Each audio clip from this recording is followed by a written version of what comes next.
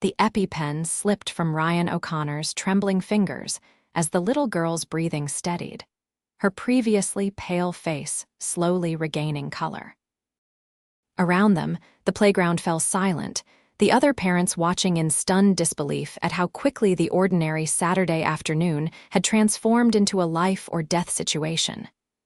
"Emma. Oh my God, Emma?" A woman's voice cut through the crowd, desperate and panicked. Ryan looked up to see a tall, elegant woman in a cream designer suit pushing through the gathered onlookers, her dark hair coming loose from what had clearly been a perfect chignon. Her eyes were fixed on the small child sitting on Ryan's lap, still wheezing slightly but definitely breathing better. "She's okay," Ryan said, his voice steadier than he felt. "The epinephrine is working, but she needs to go to the hospital right away." The woman, clearly the child's mother, dropped to her knees beside them, heedless of the dirt staining her expensive clothes. "Emma, baby," she whispered, gathering the 6-year-old into her arms. Her eyes, a startling shade of green, met Ryan's. "You saved her life. How did you?" "Dad," a voice called out, and Ryan's own 7-year-old son, Lucas, squeezed through the crowd. "Is she gonna be okay?"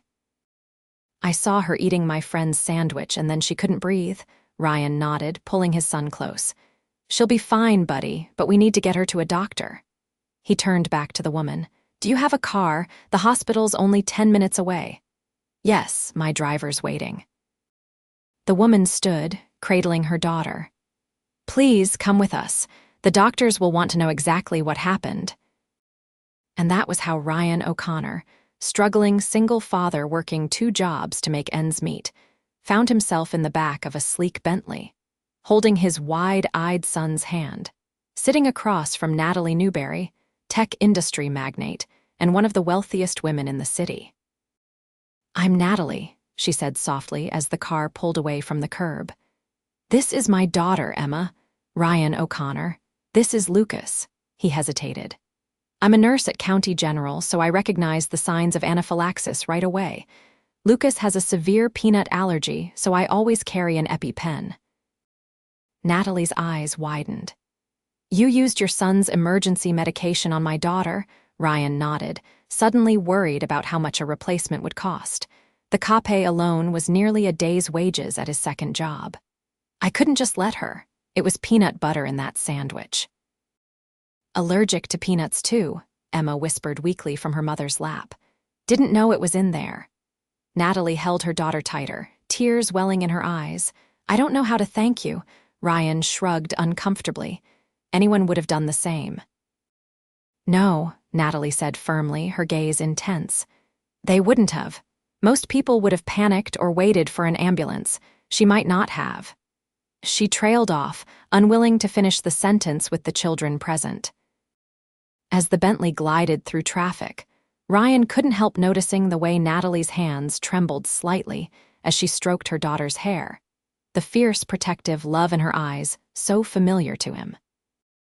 In that moment, she wasn't a millionaire businesswoman, she was just a terrified mother, exactly like he was a terrified father every time Lucas had a reaction. The thought lingered as they pulled up to the emergency entrance of St. Luke's Medical Center, a private hospital, far nicer than the county facility where Ryan worked night shifts. Something told him this chance encounter was going to change everything, though he had no idea just how much. 4 hours later, Ryan stood in the pristine hospital corridor, his son asleep against his shoulder. He should have been home by now, getting Lucas dinner and preparing for his night shift at the hospital, but something had kept him here, waiting to make sure Emma was truly okay. "Mr. O'Connor." He turned to see Natalie approaching, looking both exhausted and relieved. Her suit jacket was gone, her silk blouse wrinkled, and her hair now completely loose around her shoulders. Somehow, she looked even more beautiful this way, more real. "How is she?" Ryan asked. "Stable." "They're keeping her overnight for observation, but the doctor said your quick action prevented any serious complications." Natalie stepped closer. "I can't believe you stayed all this time." Ryan shifted Lucas's weight. "I just wanted to make sure she was all right. Lucas was worried too." Natalie's gaze softened as she looked at the sleeping child. He's a sweet boy. You must be very proud. I am, Ryan admitted. He's everything to me. A comfortable silence fell between them before Natalie spoke again. Let me give you a ride home. It's the least I can do. Ryan hesitated. That's very kind, but I don't want to impose any further. Please, Natalie insisted. And I'd like to replace the EpiPen you used on Emma. I know how expensive they can be. The mention of money made Ryan's pride stiffen. That's not necessary. Something in his tone must have registered with Natalie because her expression changed subtly. I'm sorry, I didn't mean to offend. It's just, I owe you so much more than an EpiPen. Ryan's resistance softened. He was exhausted, Lucas was asleep, and the buses would be running infrequently by now. A ride would be appreciated. Thank you. The same driver from earlier was waiting for them. As they settled into the car's plush interior, Ryan gave his address in the modest Parkside neighborhood, acutely aware of the contrast between his life and Natalie's. Do you work tomorrow? Natalie asked as the car pulled away from the hospital. Night shift at county, Ryan replied. I'm a nurse in the emergency department. My neighbor watches Lucas when I work nights. Natalie nodded. That must be challenging, being a single parent and working nights. Ryan was surprised by her perceptiveness. It is, but we manage. Lucas's mom left when he was 2. It's been just the two of us since then. Emma's father and I divorced 3 years ago, Natalie offered unexpectedly. He lives in London now, sees Emma twice a year. There was a slight edge to her voice that suggested there was more to that story. I'm sorry, Ryan said, genuinely meaning it. That must be hard on both of you. Natalie looked out the window. We're managing too. When they arrived at Ryan's small duplex, the contrast between their worlds couldn't have been more stark. The neighborhood was safe but clearly working class, with small homes and older cars parked along the curb. Thank you for the ride, Ryan said, carefully maneuvering to open the door without waking Lucas. Wait, Natalie said, reaching into her purse. She pulled out a business card and scribbled something on the back. This is my personal number. I'd like to do something to thank you properly for saving Emma. Maybe dinner. For both you and Lucas, of course. Ryan hesitated, the card hovering between them. His pride wanted to refuse, but something in Natalie's eyes, a genuine warmth, not pity, made him take it. I'd like that, he said finally. Lucas would too. He was pretty worried about Emma. She'd love to thank him herself, Natalie smiled, and for the first time that day, the smile reached her eyes. After they drove away, Ryan stood on his small porch for a long moment, the business card in his hand feeling impossibly weighty. Inside his modest home, bills were piled on the kitchen table, the refrigerator was half empty, and his second job at the 24-hour pharmacy had cut his hours again. Yet somehow, carrying his sleeping son to bed, he felt lighter than he had in years. 3 days passed before Ryan worked up the courage to call the number Natalie had given him.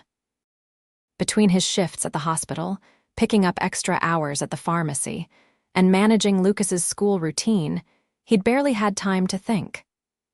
But each night, he found himself looking at the elegant card with its embossed logo for Newbury Innovations.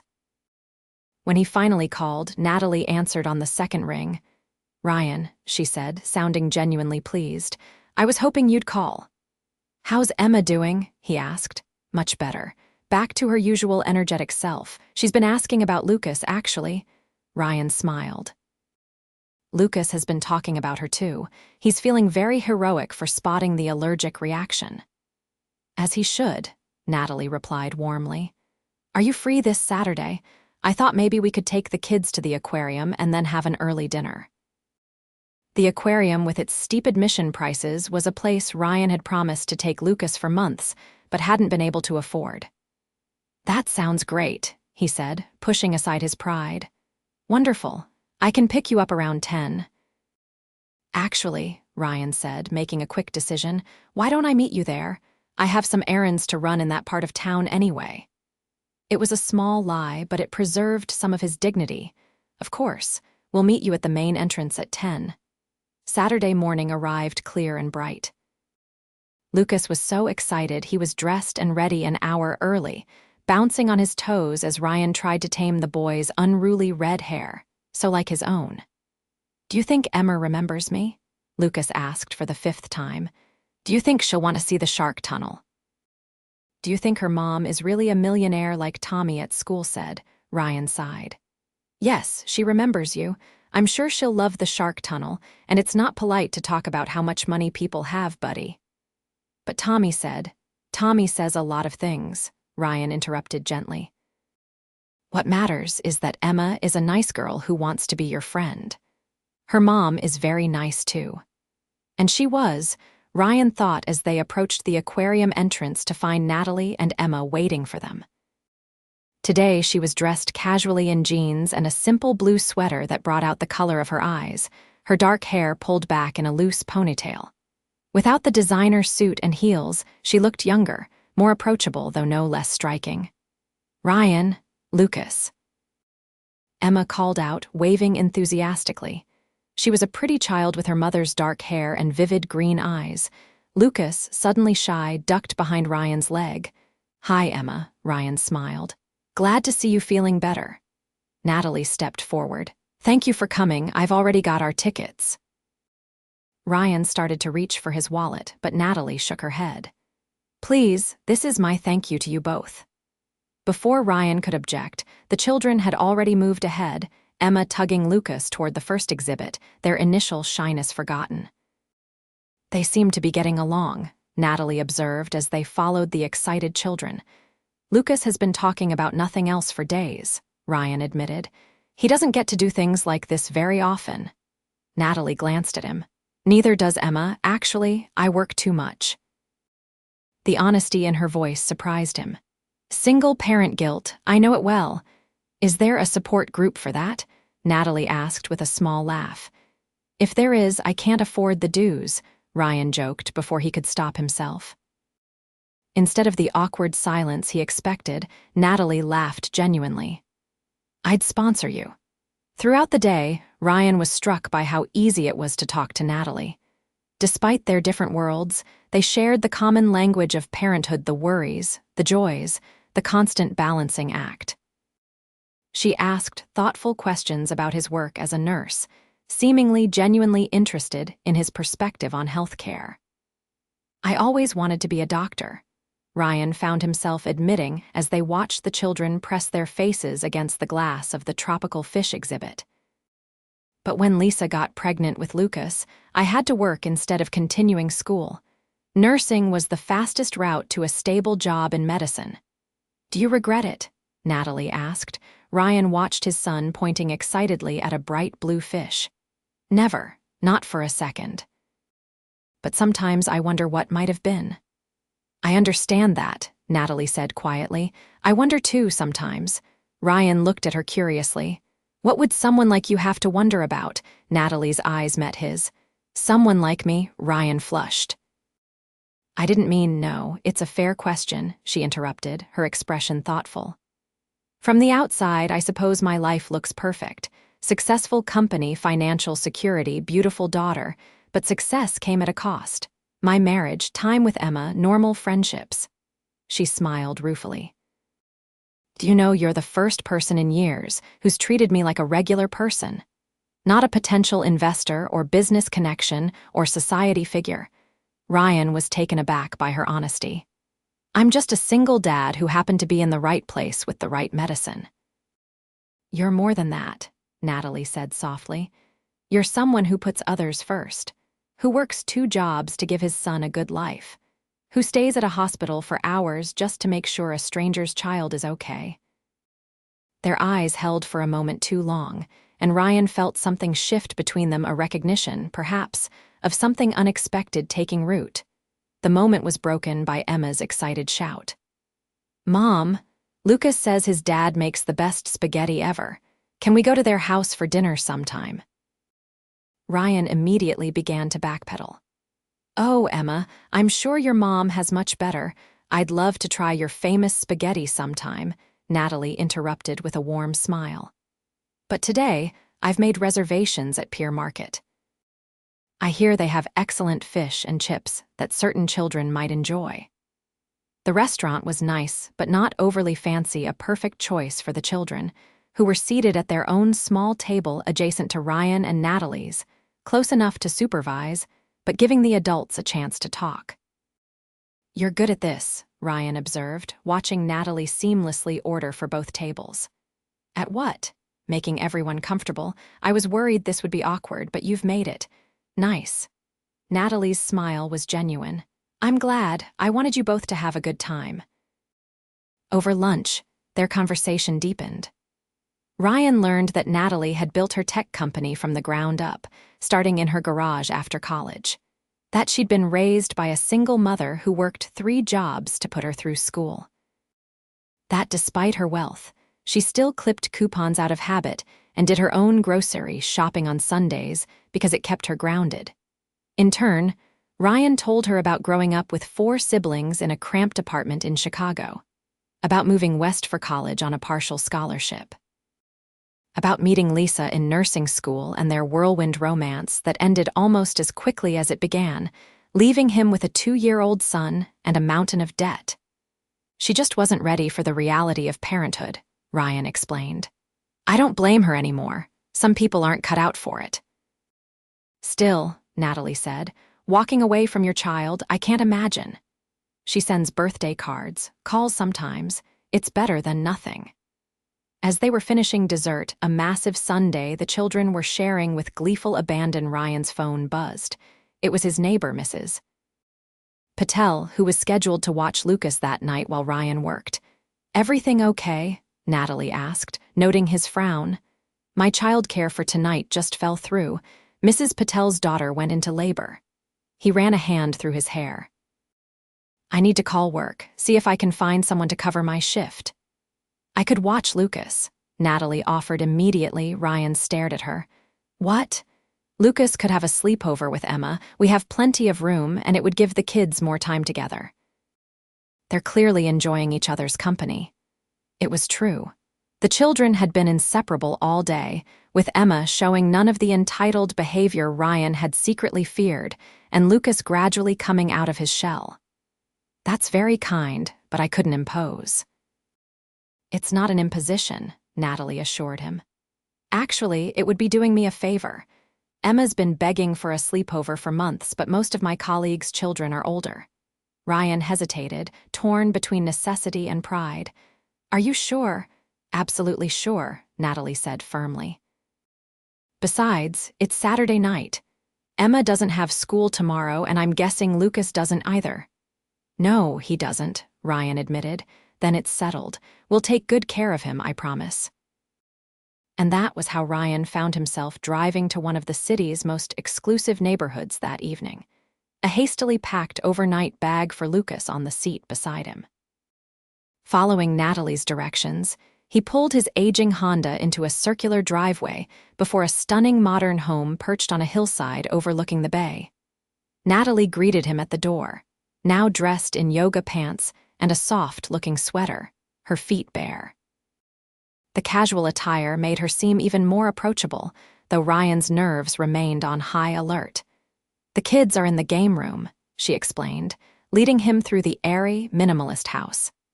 "Emma's introducing Lucas to her Nintendo Switch." Ryan followed, trying not to gawk at the tasteful art on the walls or the floor-to-ceiling windows, showcasing the spectacular view.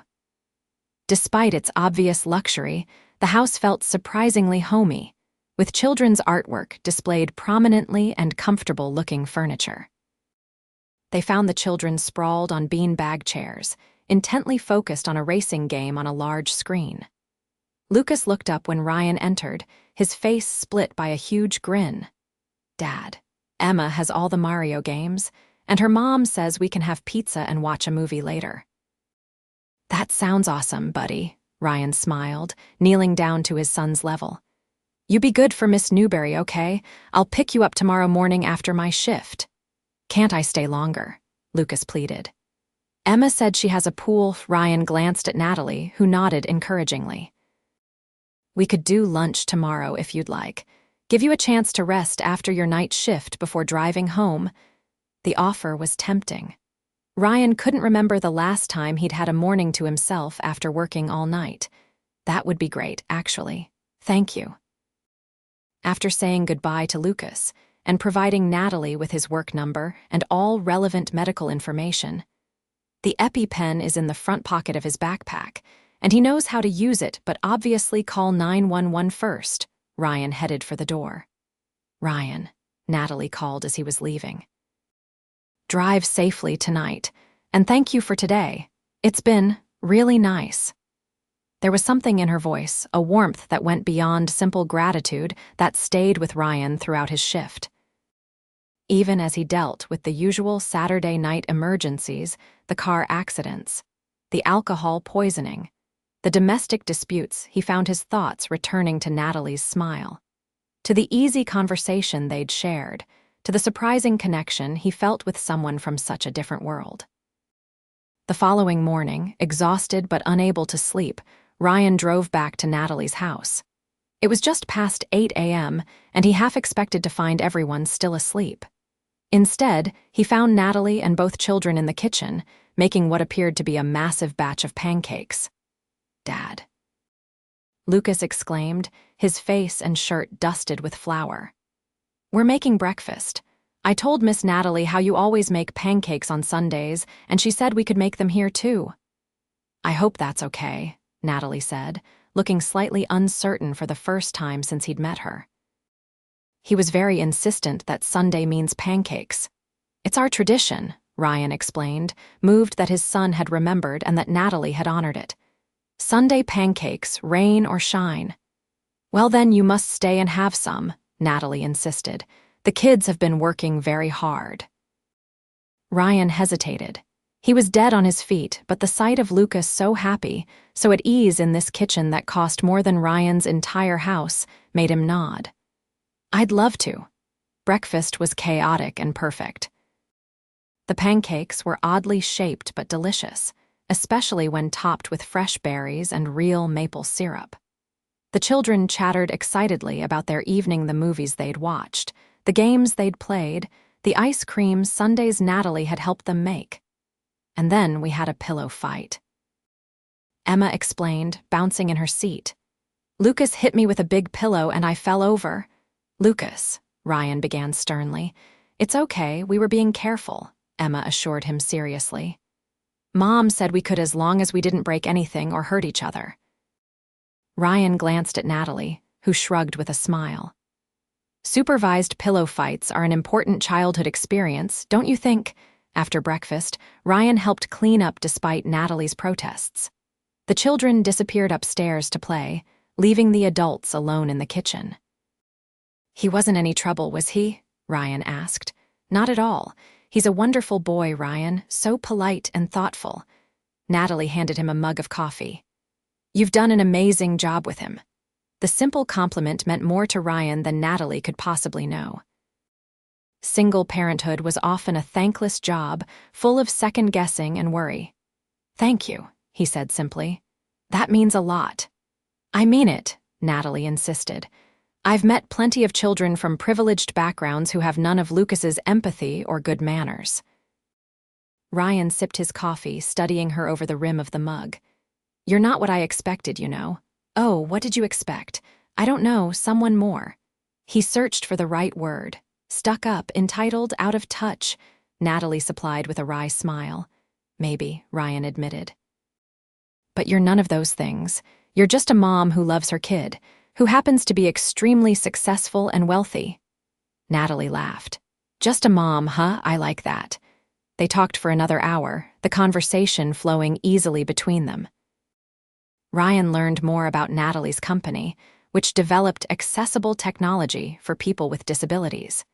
He told her about his most interesting emergency room cases. They compared notes on single parenthood, on the challenges of dating with children, on the struggle to balance work and family.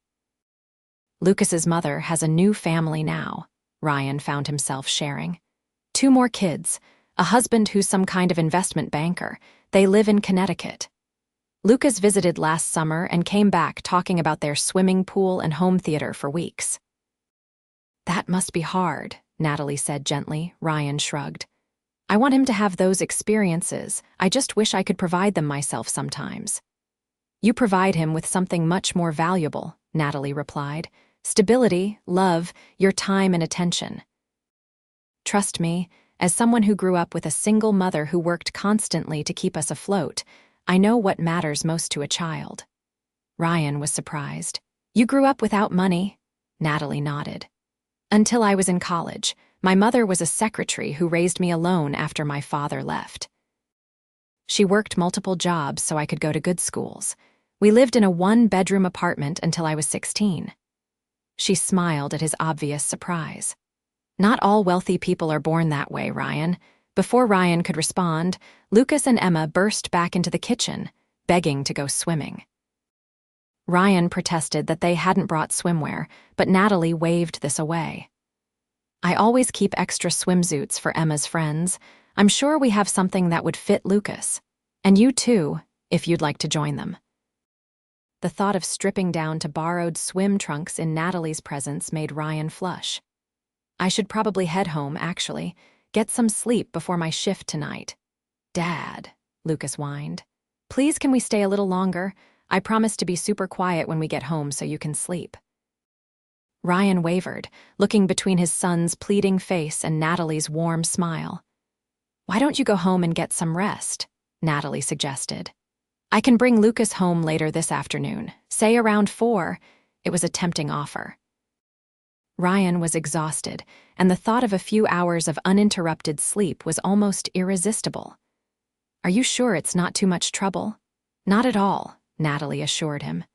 The kids are having fun, and I was just planning to work from home today anyway. Ryan finally agreed, giving Lucas a stern reminder to behave and thanking Natalie profusely before heading home to his empty, quiet house. As he drifted off to sleep, he found himself thinking of Natalie's smile, of the easy way she'd welcomed them into her life, of the surprising connection he felt growing between them. True to her word, Natalie brought Lucas home precisely at 4 o'clock. Ryan, freshly showered and rested, opened the door to find his son chattering excitedly about the swimming pool and the lunch they'd had on the patio and how Emma had taught him to play chess. Thank you again, Ryan said, as Lucas ran inside to put away his things. He obviously had an incredible time. We all did, Natalie replied. She hesitated, then added, I was thinking, the children seem to get along so well. Maybe we could do this again sometime. Ryan nodded. Lucas would love that. Emma is welcome at our house anytime, though I'm afraid we don't have a pool or a game room. I'm sure Emma wouldn't care, Natalie said. She's never had a friend like Lucas before. Most of the children in her social circle are different. Ryan understood what she wasn't saying. Most of Emma's peers came from wealthy families, lived privileged lives, perhaps lacked the perspective that came from having less. Well, the invitation stands. Anytime. Natalie smiled, then reached into her purse and pulled out a small paper bag. Before I forget, this is for you. Ryan took the bag and looked inside. It contained an EpiPen still in its pharmacy packaging. Natalie, I told you this wasn't necessary. I know what you told me, she interrupted gently. But I also know how expensive these are, even with insurance. Please, Ryan. It would make me feel better knowing Lucas has a backup. Ryan wanted to refuse. His pride demanded it. But when he thought about Lucas, about what might happen if there was another emergency and they didn't have the medication, he nodded. Thank you, he said simply. You're welcome. Natalie glanced at her watch. I should get going. Emma has a piano lesson at 5. Of course. As she turned to leave, Natalie paused. Ryan, I meant what I said about doing this again. I really enjoyed spending time with you and Lucas. The sincerity in her voice made something warm unfurl in Ryan's chest. I enjoyed it too. Both of us did. After she left, Ryan stood on his porch for a long moment, watching the sleek car disappear around the corner. Something was happening here, something unexpected and potentially complicated. Natalie Newbury lived in a different world than his, a world of wealth and privilege that Ryan had never experienced. Yet when they were together, those differences somehow faded into the background. But were they just fooling themselves? Could a single father working 2 jobs to make ends meet ever really fit into the life of a self-made millionaire who moved in elite circles? Ryan wasn't sure. But as he turned to go back inside, where Lucas was excitedly arranging the chess pieces he'd apparently been gifted by Emma, he found himself hoping they might get the chance to find out. Over the next few weeks, Ryan's life fell into a new and unexpected pattern.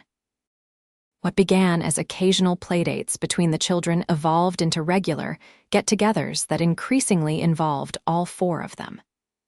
Despite their busy schedules and the stark differences in their lives, Ryan and Natalie found ways to carve out time together.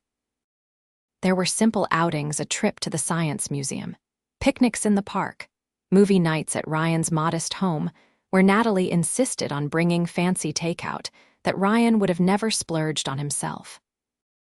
There were also more elaborate adventures courtesy of Natalie, a helicopter tour of the coastline that left Lucas wide-eyed with wonder, a day trip to a working ranch where the children rode horses under careful supervision. Through it all, Ryan was continuously surprised by Natalie's lack of pretension. She seemed as comfortable sitting on his worn couch, eating pizza, as she did in 5-star restaurants. She never commented on the size of his home or the age of his car. Instead, she complimented the homey touches, the family photos everywhere, the collection of Lucas's artwork framed in the hallway, the small herb garden Ryan maintained on the kitchen windowsill. "Your home has something mine doesn't," she told him one evening as they washed dishes side by side while the children built a fort in Lucas's bedroom. "It feels lived in, loved." "Your place is beautiful," Ryan countered. "It's a showcase," Natalie said with a slight shake of her head. "Designed by professionals to impress. But this," she gestured around his small kitchen, "this feels real." Moments like these made Ryan realize how lonely Natalie must be in her world of wealth and corporate power. For all her success, she seemed to treasure the simple moments they shared, helping the children with homework, cooking dinner together, watching old movies after the kids went to bed. And Ryan, despite his initial reservations, found himself increasingly drawn to her. Not to her wealth or status, but to the woman behind them, to her quick intelligence and dry wit, to the fierce love she had for her daughter, to the way she truly listened when he spoke. 3 months after their first meeting at the playground, Ryan realized with a jolt that he was falling in love with Natalie Newbury. The thought terrified him. "You're being ridiculous," his sister Megan told him during their weekly phone call. "So what if she's rich?" "She obviously cares about you." "It's not that simple, Meg," Ryan sighed. "We're from completely different worlds. Sooner or later, that's going to matter." "Only if you let it," Megan replied stubbornly. "From everything you've told me, she doesn't care about your bank account." "Maybe not now," Ryan said. "But what happens when the novelty wears off? When she gets tired of slumming it with the working-class nurse?" "Ryan Michael O'Connor," his sister said sternly, "I raised you better than that after Mom and Dad died. You are not slumming it. You're a dedicated father, a skilled healthcare professional who saves lives daily, and a decent man. Any woman would be lucky to have you, millionaire or not." Ryan smiled despite himself. At 32, he was the older sibling, but Megan had always been the wiser one. "Thanks, sis." "Have you talked to Natalie about how you feel?" "God, no," Ryan said quickly. "We're friends. She's never indicated she wants anything more." Megan sighed heavily. "Men are so oblivious." "A successful, beautiful woman chooses to spend all her free time with you and your son when she could be dating billionaires or movie stars, and you think she just wants to be friends." Put that way, it did sound somewhat implausible. But Ryan's insecurities ran deep. The memory of Lisa walking away, of being told he wasn't ambitious enough, wasn't going anywhere. Those wounds had healed but left scars. "Just think about it," Megan urged before hanging up. "You deserve to be happy, Ryan. So does Lucas." His sister's words echoed in Ryan's mind over the next few days. Was he reading too much into the class differences between himself and Natalie? Was he letting his past cloud his judgment of the present? The opportunity to find out came sooner than he expected. The following Friday, Natalie called with an unexpected request. "I have a charity gala tomorrow night," she explained, sounding uncharacteristically nervous. "It's for the Children's Hospital. I'm being honored for some technology my company donated to their oncology ward." "That's wonderful," Ryan said sincerely. "Congratulations." "Thank you. The thing is, I hate these events. Everyone's either trying to get a donation or make a business connection. It's exhausting." Ryan made a sympathetic noise, unsure where this was going. "I was wondering if you might consider attending with me." Natalie rushed on before he could respond. "As my date, Emma will be staying with my assistant's family for the night, and I thought maybe Lucas could join her. They'd have a great time together, and Well, I'd really like to have you there with me. A date. The word hung between them, changing everything. I'd need a tuxedo," Ryan said finally, his voice slightly hoarse. "I don't own one." Natalie's relief was audible. "Is that a yes, because the tuxedo is easy?" "I can have one delivered to you today for fitting." Ryan hesitated. The thought of attending a high society charity gala filled him with anxiety, but the thought of Natalie wanting him as her date overrode his fears. "It's a yes," he said firmly. "I'd be honored to accompany you." Natalie's happy laugh made something warm bloom in his chest. "Wonderful. I'll send a car for you tomorrow at 7. True to her word, a tailor arrived at Ryan's house that afternoon with several tuxedos for him to try on. The man was professional and courteous, making no comment about the modest surroundings as he expertly pinned and marked the garment Ryan selected. "Miss Newbury has excellent taste," the tailor remarked as Ryan examined his reflection in the portable mirror that had been set up. "This style suits you very well, sir." Ryan barely recognized himself in the perfectly fitted tuxedo. He looked different, not better necessarily, just different. More polished than the tired nurse in scrubs or the casual dad in jeans and t-shirts. Would this version of himself fit better into Natalie's world? And more importantly, would Natalie even like this version of him? The following evening, Ryan paced nervously in his living room, adjusting his bow tie for the 1,000th time. Lucas had already been picked up by Natalie's assistant, a friendly young woman named Zoe, who had immediately won the boy over by mentioning that her family had a new puppy Lucas could play with. At precisely 7 o'clock, the doorbell rang. Ryan opened it to find not a driver, but Natalie herself standing on his porch. She was breathtaking. Her midnight blue gown hugged her curves before flowing gracefully to the floor, the material catching the light with each movement. Her dark hair was swept up in an elegant chignon with a few artful tendrils framing her face. Simple diamond studs adorned her ears, and a matching pendant rested at her collarbone. "You came yourself," Ryan said, unable to hide his surprise. Natalie smiled, a hint of uncertainty in her eyes. "I wanted to. You look incredible, by the way." Ryan felt heat rise to his face. "You're one to talk. You're stunning, Natalie." Her smile widened, becoming more genuine. "May I come in? The car's waiting, but we have a few minutes." Ryan stepped aside, suddenly acutely aware of his humble surroundings compared to her elegance. But Natalie didn't seem to notice or care as she stepped inside. "I wanted to thank you for agreeing to come tonight," she said, turning to face him. "These events can be challenging. It will be nice to have someone genuine to talk to for a change." "I'm not sure how much help I'll be," Ryan admitted. "I've never been to anything like this before." "Just be yourself," Natalie said, reaching out to straighten his already perfect bow tie. "That's all I want." The simple touch, the warmth in her eyes, the slight tremor he felt in her fingers, all of it gave Ryan a sudden surge of courage. "Natalie," he began, his voice low, "is this really a date? Because I need to be clear about something." She stilled, her hand dropping from his tie. "What's that?" "If this is a date, then you should know that I have feelings for you, real feelings that go beyond friendship." Ryan took a deep breath. "And if that's not what you want, I need to know now, because I can't risk Lucas getting any more attached than he already is if this isn't going somewhere." Natalie's eyes widened, and for a terrible moment, Ryan thought he'd misread everything. Then, slowly, her lips curved into a smile that lit up her entire face.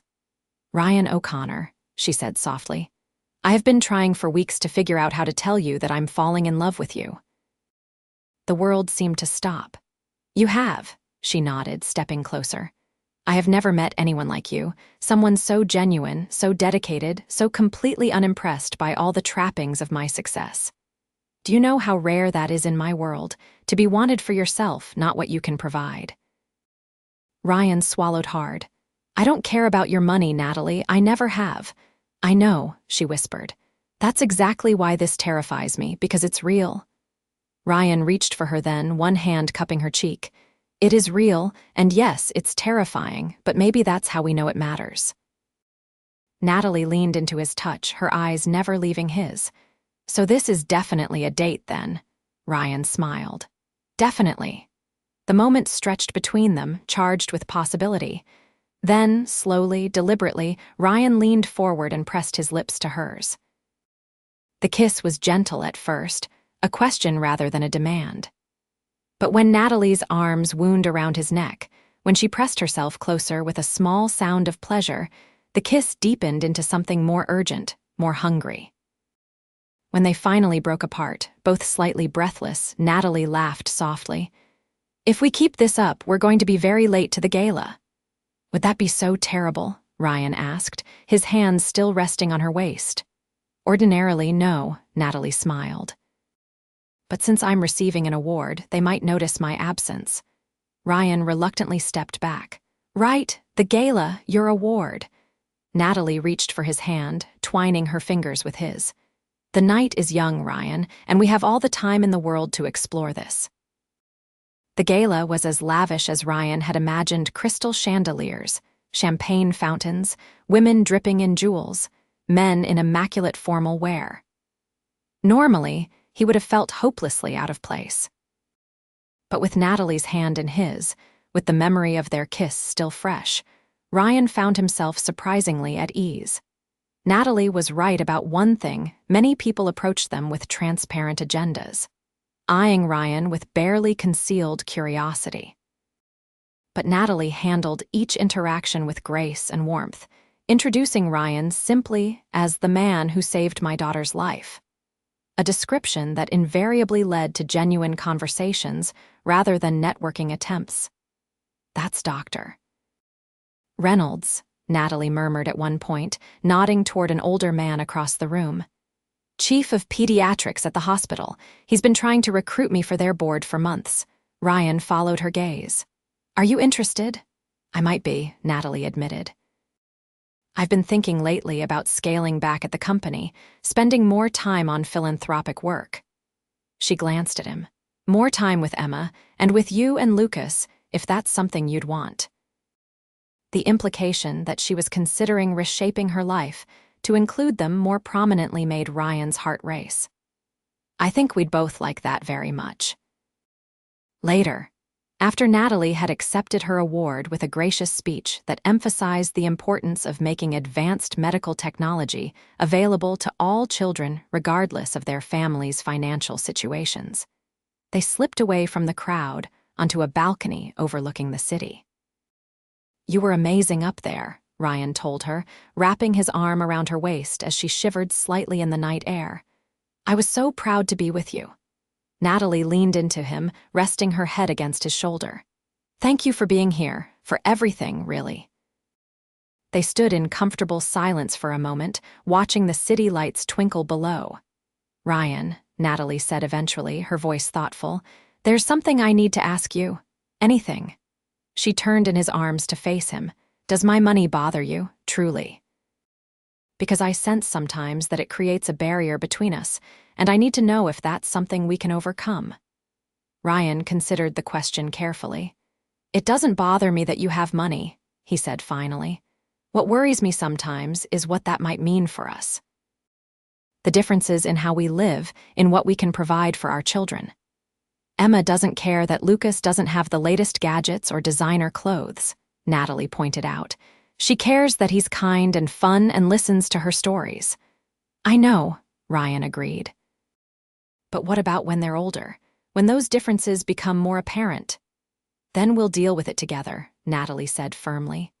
But Ryan, I need you to understand something. My wealth is just a circumstance, like your red hair or my green eyes. It's not who I am. Ryan looked down at this remarkable woman in his arms, at the sincerity in her expression, and felt the last of his reservations begin to crumble. I'm trying to believe that, he said honestly. And I'm getting there. Just be patient with me. Natalie's smile was radiant. As long as it takes. They sealed this understanding with another kiss, this one unhurried and full of promise. When they finally broke apart, Natalie's eyes were sparkling with mischief. What do you say we get out of here? She suggested. The children are having a sleepover. We could go back to my place, open a bottle of wine. Or we could go back to my place, Ryan countered. It's smaller, but it's closer, and I make a mean midnight grilled cheese sandwich. Natalie laughed, the sound clear and joyful in the night air. Grilled cheese sounds perfect, actually.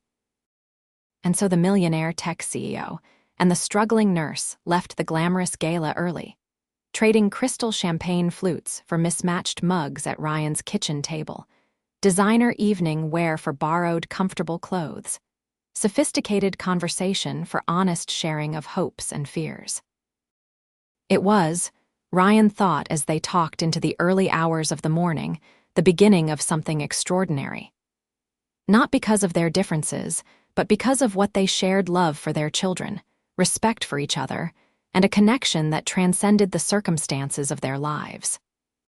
6 months later, as spring blossomed across the city, Ryan found himself in Natalie's backyard, watching as Lucas and Emma raced around the lawn, engaged in an elaborate game of their own invention. The past months had been a journey of discovery, of merging two very different lives into something that worked for all of them. There had been challenges, of course. The first time a paparazzo had snapped a photo of them together at a restaurant, Ryan had been shocked to see their faces splashed across a tabloid with the headline, "Tech Queen's New Romance with Everyday Hero." Natalie had been furious, immediately calling her lawyers, but Ryan had surprised himself by laughing it off. At least they called me a hero, not a gold digger, he joked, which had made Natalie's anger dissolve into reluctant amusement. There had been other hurdles, too: Ryan's lingering pride about money, Natalie's workaholic tendencies, the occasional clash over parenting styles. But they had faced each issue with honesty and respect, growing stronger as a couple with each resolution. Now, as he watched the children play, Ryan felt a sense of peace he hadn't experienced in years. Natalie emerged from the house carrying a tray of lemonade, her casual grace still taking his breath away after all these months. They're getting along so well, she observed, setting the tray on the patio table. Emma asked me yesterday if Lucas could be her brother someday. Ryan's heart skipped a beat. She did. What did you tell her? Natalie sat beside him, taking his hand. I told her that would be up to you and Lucas, and that families come in all different forms. They had been careful not to rush things, to give the children time to adjust to their relationship. But lately, Ryan had found himself thinking more and more about a future together, a permanent one. I've been thinking, he began, squeezing her hand. My lease is up for renewal next month. I know, Natalie said softly. You mentioned it last week. Ryan took a deep breath. I was wondering how you might feel about us not renewing it, about Lucas and me moving in here instead. Natalie's eyes widened. Are you serious? Completely, Ryan nodded. If you think it's a good idea, if you think we're ready. I've been ready for months, Natalie admitted, her voice thick with emotion. I just didn't want to push. I know how important your independence is to you. It is, Ryan acknowledged. But I've realized something important, Nat. Being with someone, truly being with them, means being willing to accept help sometimes, to share burdens and joys equally. Natalie's eyes filled with tears. I love you so much, Ryan O'Connor. You and Lucas both. "We love you too," Ryan replied, pulling her close. "More than I ever thought possible when I used that EpiPen on a certain little girl at the playground last year." As if on cue, Emma called out to them from across the yard. "Mom, Ryan, watch this." She proceeded to attempt a cartwheel, while Lucas cheered her on, both children laughing when she tumbled onto the grass. Ryan and Natalie exchanged a look of pure happiness, the kind that comes from finding family in unexpected places, from building something beautiful out of a chance encounter. "You know," Natalie said thoughtfully, "I've been thinking about the guest house at the back of the property. It's just sitting empty. Maybe you could use it as a studio to pursue that photography hobby you've been talking about. Or we could convert it into a home office if you ever decide to go back to school for that medical degree." Ryan stared at her. "How did you know I was thinking about that?" Natalie smiled. "Because I know you, Ryan. I see how you light up when you talk about medicine, about making a difference. And I want you to have that chance. What about work? My shifts at the hospital?" "There are options," Natalie said simply. "Scholarships, flexible programs, and I'd be happy to help with Lucas while you study. We're partners, remember?" The word partners resonated deeply with Ryan. Not husband and wife yet, though he hoped that would come in time. Not provider and dependent, which had been his fear, but partners equals, despite their different circumstances. "Partners," he repeated, leaning forward to kiss her softly. "I like the sound of that." Later that evening, after a dinner filled with laughter and plans for the future, after tucking two tired children into bed Emma in her room, Lucas in what would soon be his own space in this house, Ryan and Natalie stood on the balcony outside her bedroom, looking at the stars. "I never thought I'd have this," Ryan admitted, his arm around her waist. "After Lisa left, I figured it would just be Lucas and me against the world." "I felt the same after my divorce," Natalie confessed. "I threw myself into work because it was safer than risking my heart again." Ryan turned to face her. "Thank you for risking it with me." Natalie's smile was tender as she reached up to touch his face. "Best risk I ever took, though technically, you're the one who took the first risk using your son's EpiPen on a stranger's child. I'm a nurse. It's what we do." "No," Natalie shook her head. "It's who you are, the man who puts others first, who sees a need and meets it without hesitation. The man I fell in love with at first sight, watching him save my daughter's life with steady hands and a calm voice while everyone else panicked." Ryan felt humbled by her words, by the love shining in her eyes. "I think maybe we saved each other," he said softly. "You've given Lucas and me so much more than material things, Nat. You've given us family again." "And you've given Emma and me the same," Natalie replied. "A sense of belonging. Of being loved for who we are, not what we have." As they stood together under the stars, planning their shared future, Ryan marveled at how life's most unexpected moments could lead to its greatest joys. A chance encounter at a playground, an allergic reaction. An EpiPen that saved not just a little girl's life, but opened the door to a love that would change 4 lives forever. Sometimes, he reflected as he pulled Natalie closer, the most ordinary actions led to the most extraordinary outcomes. And sometimes, the greatest wealth had nothing to do with money at all.